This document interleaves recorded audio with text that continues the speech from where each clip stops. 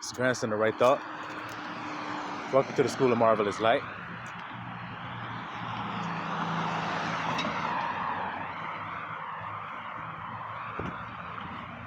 So we often talk about not judging outward appearance. And the real reason why the Father does not want you to judge outward appearance is because he loves you. And because he loves you, he doesn't want you to be let down. But judging outward appearance causes that very thing in your life.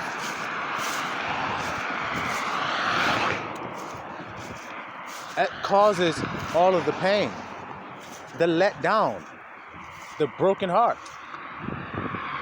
It's because of judging things outwardly. And the and the danger of that, when you judge outward appearance, is that you may think that the circumstance you're experiencing, the environment you're in, you may think that that is perfect and good for you because you have been leaning to your own understanding about what is good. But boy, when the truth of that thing exposes itself, then you see that you have been judging wrong all along, thinking that it was good for you, but it was actually evil. And y'all know that y'all live in a world that does that very thing because the scripture says that. This world calls good evil and evil good. And to think that you've been born into this world and you are untouched by it, it's just silly. Somebody throw you in some water, you're going to get wet. It's just that simple. You're going to get wet. All have sinned and fallen short of the glory of Abba Yah. Simple as that. So it's no need in getting all up in arms when you fall short. As if you're somehow going to change what God said. Listen to what I'm saying. You think you are going to do something to not be of that group that it says all. What God meant when he said that was all except me. All have fallen short except me. That's what God meant when he put that there. No, it didn't say that. It didn't say all have fallen short except for John Otis there.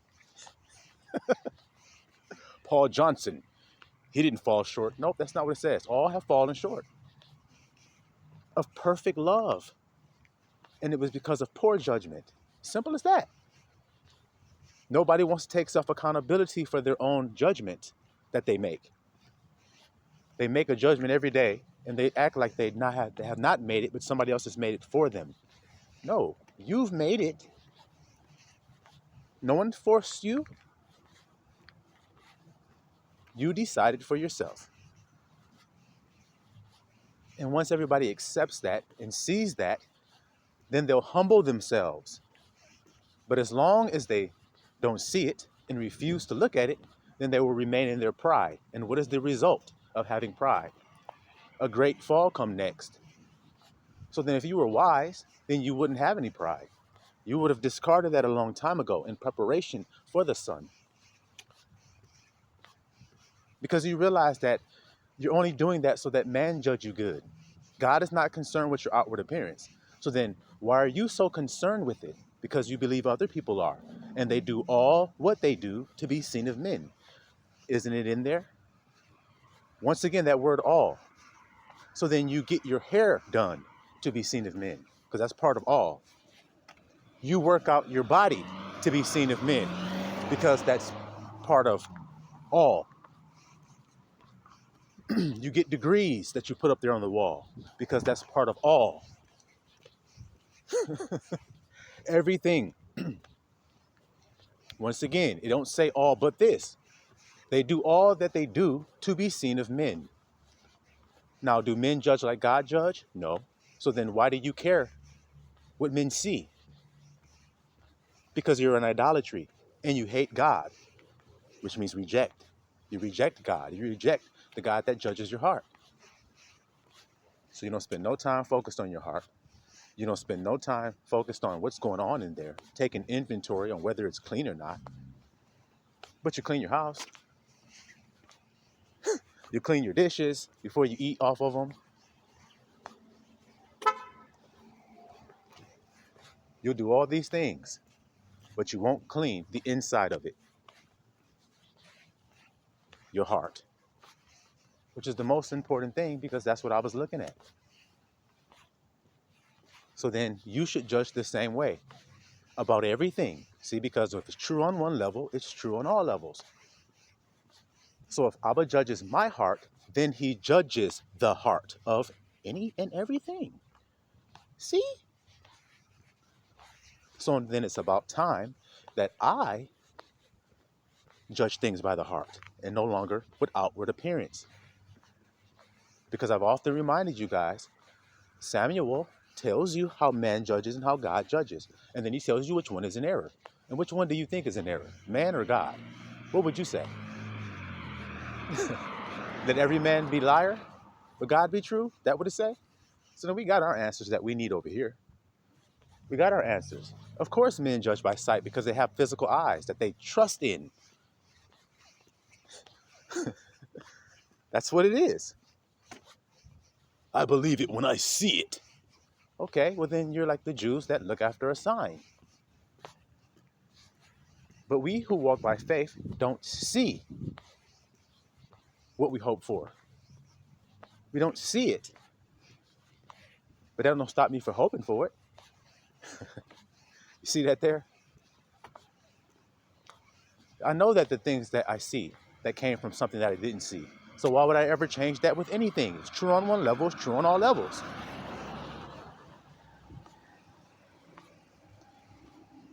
So then we come back to our own hearts, knowing that the issues of life come out of there. And you see? Because why does the grandson often keep saying these same things to you guys about judgment? Because what did it say is going to happen? When he comes, he shall reprove the world of sin and of judgment and correct them, see? And remind you of everything I have said. So that's what I'm doing. That's what I'm doing. I'm fulfilling what Christ told you would happen. See how it all goes together? There's no breaks in it, no chinks in it, because it's true. I can tell you guys all day that I am the branch written about in scripture in all capital letters. That doesn't mean anything if I can't do what the branch does, which is speak the words. Now, do I? Now, who made me able to speak his word this way? If I am not who I say I am, see? And then if I wasn't who I said I was, wouldn't he stop me? If I was lying, wouldn't he kill me? Stop lying in my name. But I live, and I'm only living because of his grace. It's the only reason I live. Because if it were up to my judgment, I'd be dead a long time ago. Because I've always judged things wrong with my carnal mind. Every time I did, it was wrong.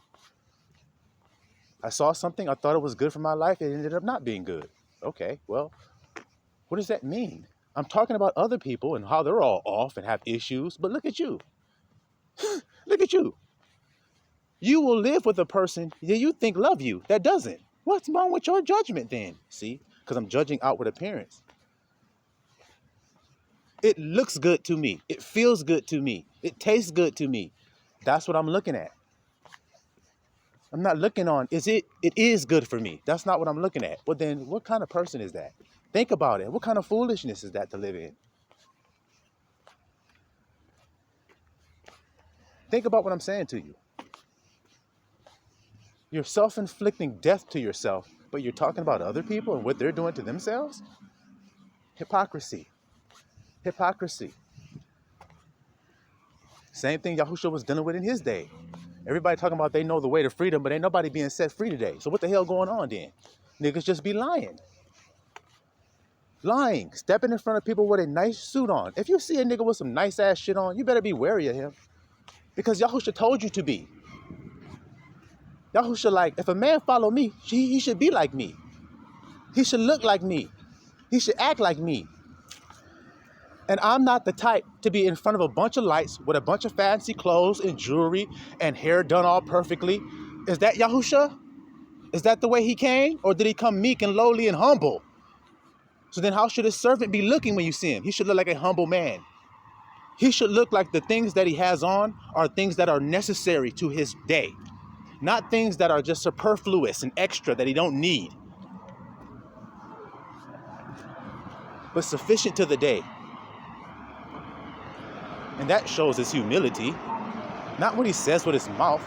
People all the time fool you that way. And when are you going to realize that? I mean, ain't you tired of being fooled because of outward appearance? That ain't made you sick yet?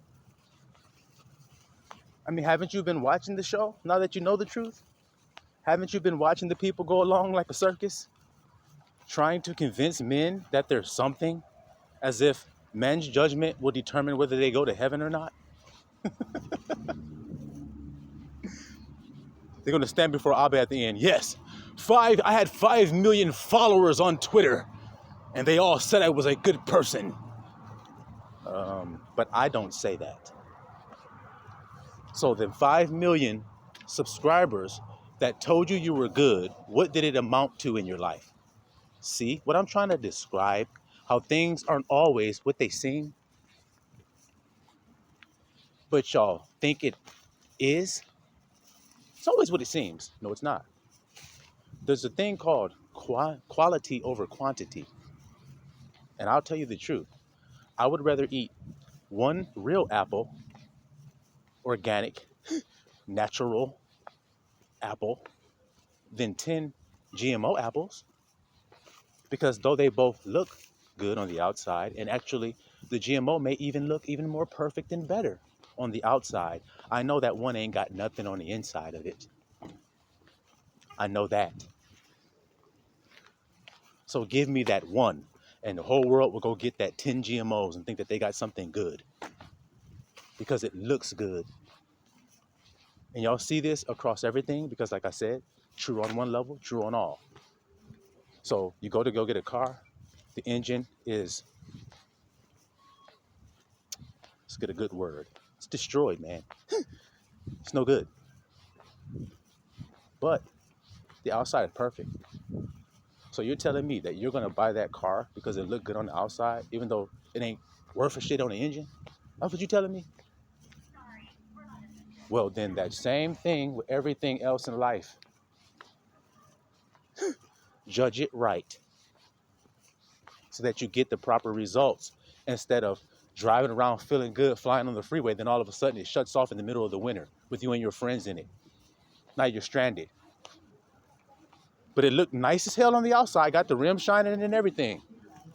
But it can't move. It can't benefit you now. But it looked nice, which is now actually a liability because you're stranded with a car that looked nice, which people may try to come and take pieces off of that car now because it looked nice. Because it can't move. And it happens all the time because it's true. Where thieves break through and steal. Store not for yourselves riches where thieves break through and steal. Look at this. How many Mopars have been stolen? How many Hellcats have been stolen? But you still want to act like you don't hear what Abba's saying to you. All right. Well, keep going along in your judgment thinking that you're judging righteously then. And keep getting fooled. There's no way you can judge outward appearance and judge right. There's no way you can do it. So stop doing it. I just said there's no way. Like I said, all, no, none. It's like y'all don't understand words like that sometimes out there in that world. Do they, little flock? They don't understand words like all, no. And y'all know it. Tell one of them no and watch how they act. They loved you 5 minutes ago. You tell them no, they don't love you. Have I become your enemy because I tell you the truth? Y'all notice that? That phrase that we've all heard so much, that scripture? Have I become your enemy because I tell you the truth? Why would telling you the truth make you somebody's enemy? Why? What does that mean about people and the truth? Is if you tell it, they become your enemy, then what does that mean? That people think and feel about the truth.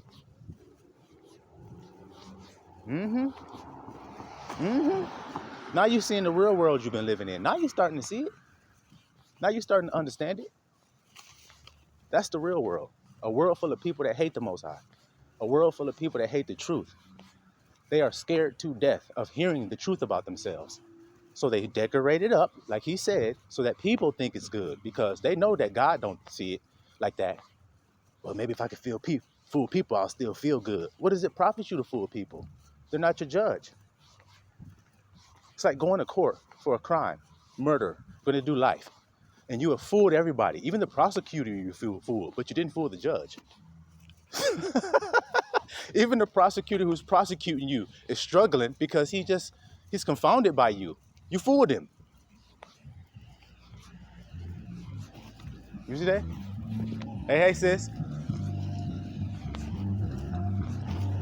Y'all see that? Now you confounded yourself because the judge wasn't fooled. You were rubbing your hands together like baby because you thought you was free. You was like, hell yeah, I did it. I done fooled everybody. Even the jury is fooled. No, they're not, because the judge ain't. The one who's going to give the sentence isn't fooled. And so it is with Abba. He's never fooled, nor is he mocked. But y'all keep thinking you can mock him because I decorated it. So I got away with it. No, you didn't. No, you didn't. How can you get away with something you saw yourself do? Aren't you a witness to it? So then you didn't get away from it. You know you did it. Now, what's God's name? Got you like a noose tied around your neck, hanging from a rope from a tree. That's how the truth do you. It binds you. It binds everything. When you understand the power that Abba gave you as an Israelite, and you take back your heritage, then you understand why they spent their whole life trying to strip it away from you. You understand it. Because you destroy the false world with truth. You're not faking the funk when you live. They are. And so you started faking to fit in with them. But you're not a faker. So you had to come back home to the truth and be a truther. And now that you are, you realize you were the conquering lion that destroys all lies, that brings down all principalities, that brings down all strongholds. It's you. I am. And you wonder why they changed the Israelites' name when they put them in slavery. Because the name is what you are. I told you that. When somebody calls you by your name, they're saying something. They're saying something that means something.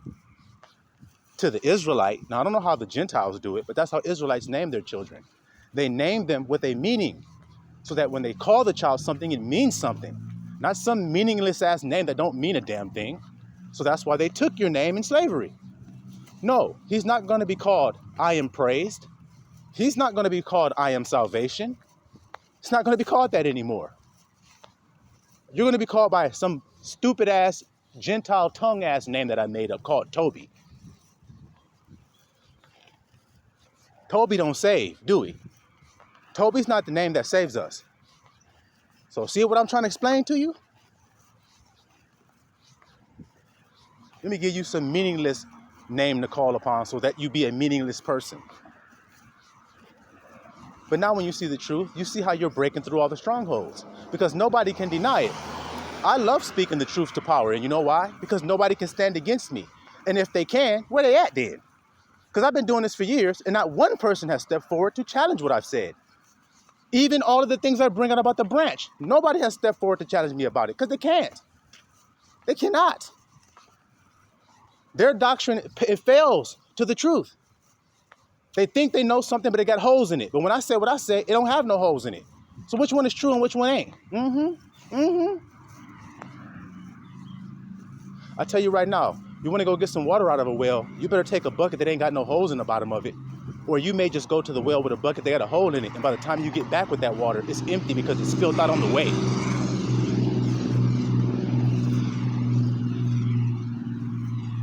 You ain't got to go to no well when you got the well within you, springing out of your belly, living waters every day. Then you don't have to go looking for no water source. You don't have to go buy no oil. You stay full because you eat and drink what he told you to eat and drink. You did what he said to do, and then you saw that it was the truth and it made you free.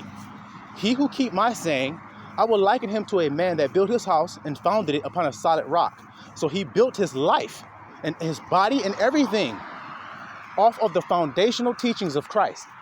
and his house stood when the storm of life came to try to knock it down. When the outward circumstances came to try to knock his life down, it didn't work because he didn't believe the outward appearances. Christ told him not to. He said, judge righteous judgment, not outward appearance, his exact words, just like Abba's exact words in Samuel. So it changes not this third testament. The branch gonna tell you the same thing. Now, is he? Can he? If he can, then what does that mean? That means that he is. Love rejoices in the truth, but hate rejoices in lies. And you've been living in a world of hate. So it ain't gonna be a whole lot of people that rejoice over your truth, just like it wasn't a lot of people that rejoiced over Yahushua's truth. Matter of fact, he came into his own, and his own knew him not. And so it is this day. So y'all better get hip to what's coming out in these last days and be grafted into the proper tree so that you may receive nourishment for the true vine and live. Silawam Isra'Allah.